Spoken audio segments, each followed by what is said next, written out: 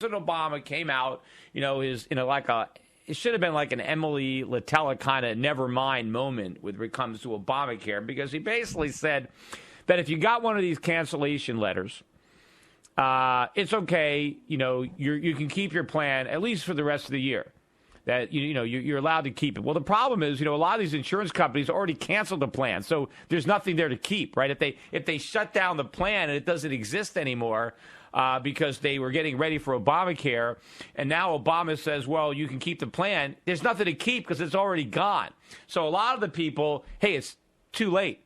It took Obama too long to come up with this year delay. Maybe if he had done it sooner, some of these insurance companies could have kept these plans in place. But since they've already canceled them, they can't just go back to the drawing board now that the president changed his mind on a whim. But, of course, what kind of way to legislate is this? And how come the president can unilaterally just amend the law? I mean, why shouldn't he have to go to Congress? I mean, if he can't pass the law without Congress, how can he change the law without Congress? The whole thing to me seems like an unconstitutional use of presidential power. The law should be repealed. He just can't keep on giving people waivers from it, giving people extensions.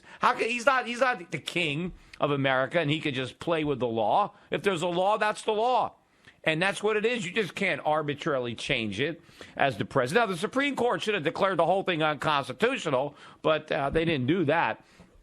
But in any event, he's saying you got some more time. But, even so good, so a year from now you lose your plan? But most of the people have already lost it. So thank you very much. Too little, too late. But, of course, when he doesn't come up and admit that he's a liar, right? Why does he say, I'm sorry I lied, right, to the American public? But, he can't admit to lying, which, as far as I'm concerned, is another lie. If you're caught lying, at least admit to it. Yeah, I lied. Sorry, I got caught, But no, he's got to lie again to cover up his lie. But let's start playing a little of this sound. We'll play some more in the second hour. But here's the first of these cuts. This is from Obama's speech yesterday, cut number 15. I've got to say, I meet with an awful lot of folks, and I talk to an awful lot of folks every day. And I have lunches with CEOs and IT venture capitalists and labor leaders and, pretty much folks from all walks of life on a whole bunch of topics. And if you looked at my schedule on any given day, we're interacting with a whole lot of people. And I think it's fair to say that we have a pretty good track record of working with folks on technology and IT from our campaign. So what? So why is he even talking about who he has lunch with? I mean, I know the president has lots of fancy lunches that we pay for. And, of course, he gets to have lunch with all sorts of CEOs. He's the president of the United States. Anybody who was the president of the United States would have lunch with big-time CEOs. I mean, he's the president. They want something from him. Everybody wants to sit down and have lunch. He's bragging about the fact that he has lunch with important people. I mean, come on. What does that have to do with the colossal failure of Obamacare? And just because he has lunch with people in technology or in IT, maybe he should have had a few lunches with people about his website before it was launched. Did he ever sit down and have a lunch with the people that were in charge of his website to find out that it didn't work? Maybe he never scheduled that lunch, right? He was too busy having lunch with other people. Here's another cut, cut number 16. This is, number one, very complicated. The website itself is doing a lot of stuff. There aren't a lot of websites out there that have to help people compare their possible insurance options, verify income to find out what kind of tax credits they might get, communicate with those insurance companies so that they can purchase, make sure that all of it's verified, right? So there's just a bunch of pieces to it that made it challenging. Oh, yeah, it's got a lot of stuff. A lot of stuff? How many other websites have a lot of stuff? I mean, there's lots of complicated websites out there. Hey, maybe they could have got the kid that came up with the Snap Grab. Maybe he could have done it. I mean, there's a lot of complicated websites. There's a lot of websites that are probably far more. I mean, plenty of websites compare prices. There are websites that compare prices of products on other websites. There's all sorts of stuff. I mean, that's no excuse. They had plenty of time. They had plenty of money to get this thing right, and they didn't do it. But again, the big joke of it is the website is the best part of Obamacare. It's all downhill from here. Hour 2 of the Peter Schiff Show is up next. We'll be right back. We're going over, though, President Obama and his speech yesterday. We started playing some of these clips in the first hour. This is President Obama. He really should be apologizing for lying. Instead, he's trying to spin his way out of that as he's trying to, let people know that they might be able to keep these plans at least for another year, even though it's too late for most of them. And, of course, the plans are this is real insurance. Somebody went out there and they bought actual insurance, catastrophic insurance, in case something really bad happened. That kind of insurance is not that expensive. And that's the way it should be. But now, because the president says you can't have insurance, you've got to buy prepaid medical that covers everything that we want to mandate. And now you can't afford real insurance. They had to cancel your real insurance, and now they want you to buy something that you don't need and that you can't afford. And your only way out is not to have insurance at all, and just wait till you get sick and then buy it.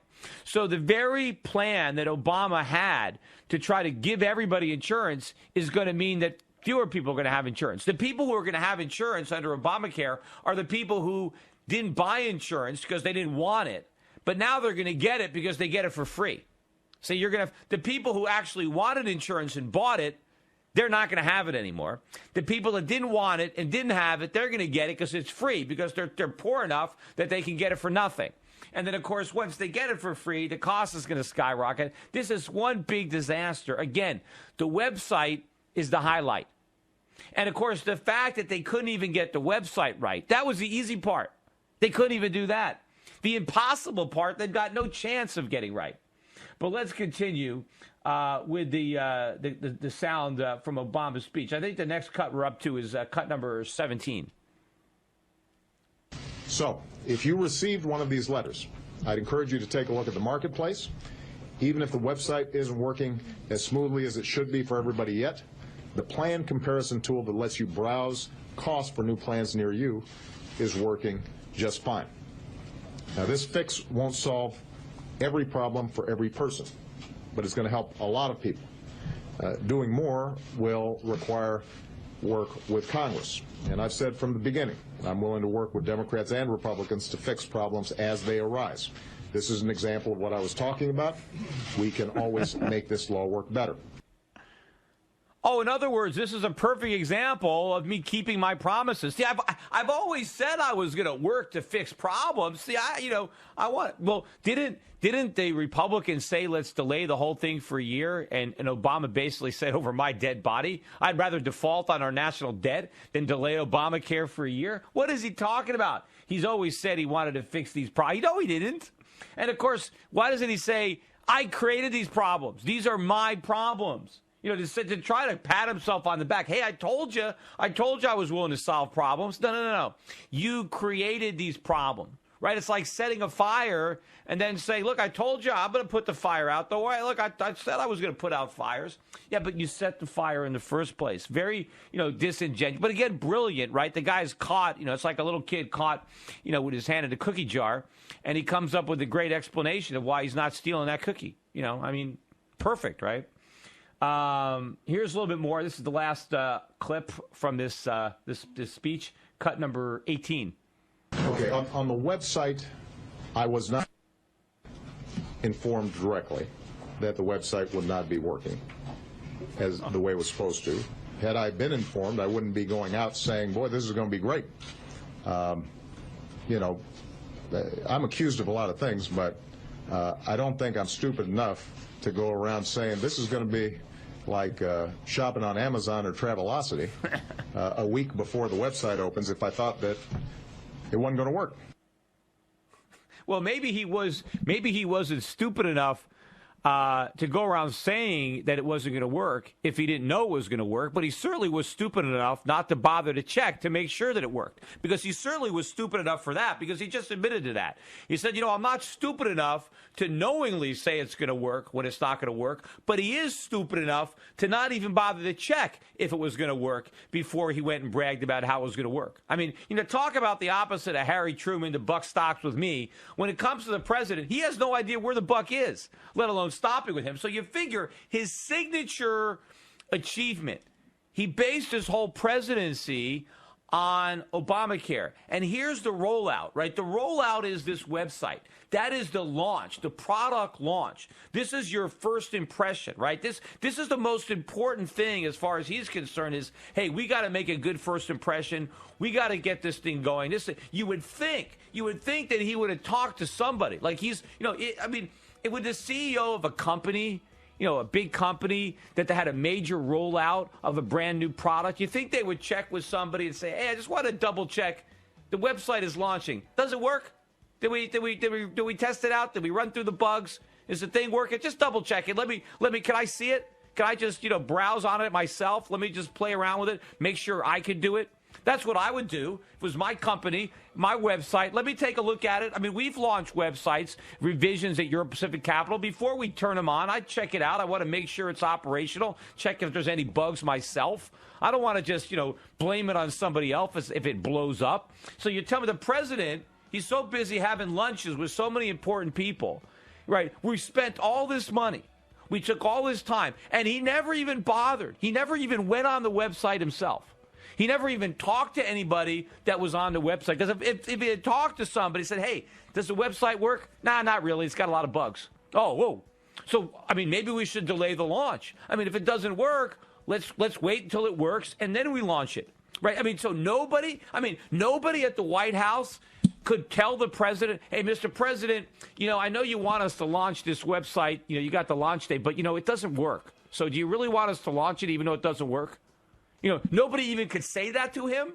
What kind of organization? How incompetent do you have to be? He's even dumber than the guy that he's describing. Because, yeah, it would be pretty dumb to be bragging about how much it worked when it didn't. But it's even dumber not to know that it doesn't work and then go out and brag about it as if it did work because you were too dumb to check.